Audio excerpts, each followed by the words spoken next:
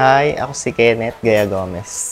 Yung course ko na napili nung college is Bachelor of Science in Computer Engineering from NU. And currently, yung mga magulang ko po ay wala po silang trabaho. Yung bahay namin dati, bungalow, tapos medyo luma na, bulok-bulok na yung mga yero, tumutulo na. Tinutok-tok mo yung pader, tumutunog na, mga ganun. Nagtatrabaho po ako dati sa pabrika ng sapatos. Ako naman po, sa real estate. Kung minsan, medyo makakatsamba, may kita.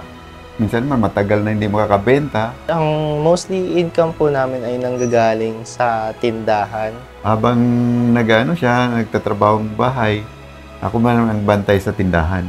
Minsan naman, yung ate ko rin, which is may trabaho din siya nun, sinusupport niya naman po kami kahit papano. Ayun, minsan pag kinukulang kami, naglo-loan yung mama ko. Minsan, papatol ka sa may tubo. Ganoon talaga ang buhay. Kung hindi mo mairaos lahat. Parang may inggit ka din sa ibang tao na hindi financially troubled. Kaya, maiisip mo palagi na sana ganito din ako, ganyan. Turning first year college ako, may isang seminar kami na pinuntahan about leadership training. Tapos, napunta kami sa information desk ng department store. So, doon nakakita kami ng isang banner na application for SM Scholar. Tapos, ayun, tinake na po namin. Tapos inasikaso nila ni Papa niya yung mga requirements doon. Pinasa niya. Parang January yun. Sinangamahan namin siya sa MOA para mag-take na exam. Galing po kasi ako sa labas noon. And nung pag-uwi ko, biglang tinawag ako ng tatay ko. Tapos may nag-text daw sa kanya na Tanggap na si Kenneth sa scholarship. Tapos ang sumunod na tanong niya sa akin, saan mo babalak mag-aral? Tapos parang natameme ako na nung una. And hindi na ako nakasagot sa kanya. Basta ang saya ng moment na yun.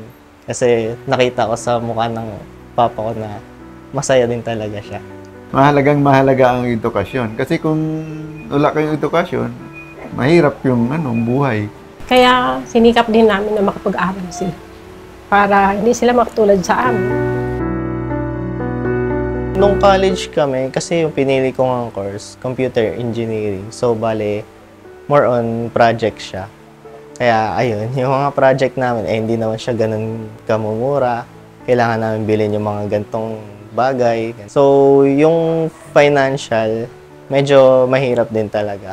Ang ginagawa ko dun, minsan di na ako kumakain eh. Para lang may masave ako na pera pa para sa mga pagkailangan talaga.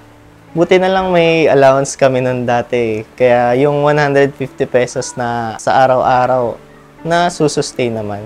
Dati nung college ako, pag pumapasok ako ng umaga, yung mga parents ko gumigising din sila ng maaga eh. Tapos magpapainit ng tubig, magluluto. Pag umuwi ka sa bahay, tapos nakita mo yung sacrifice ng parents mo, parang yung leisure talaga, hindi mo na iisipin eh. Kasi pag nakikita mo silang kumakayod, may isip mo na kailangan mo din talagang magtiyaga.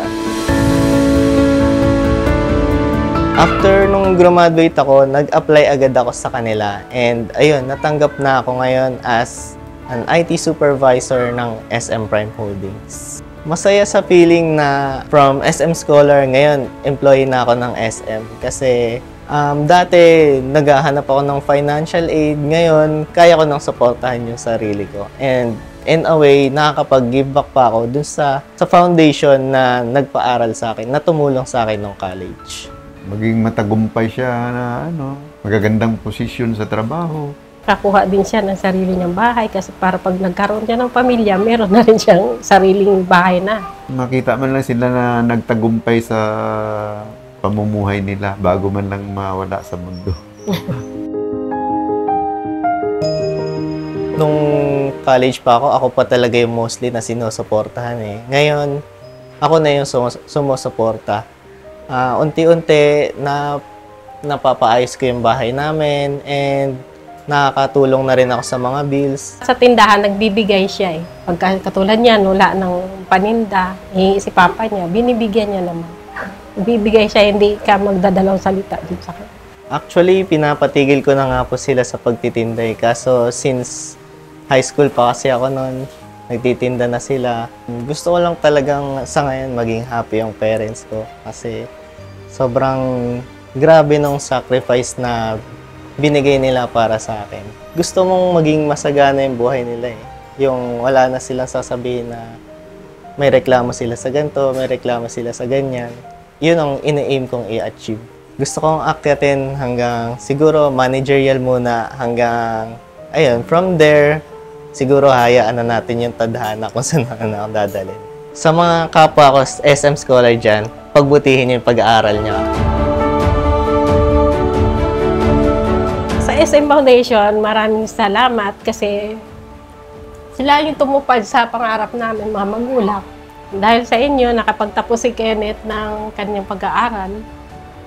Natupad niya rin yung pangarap niya.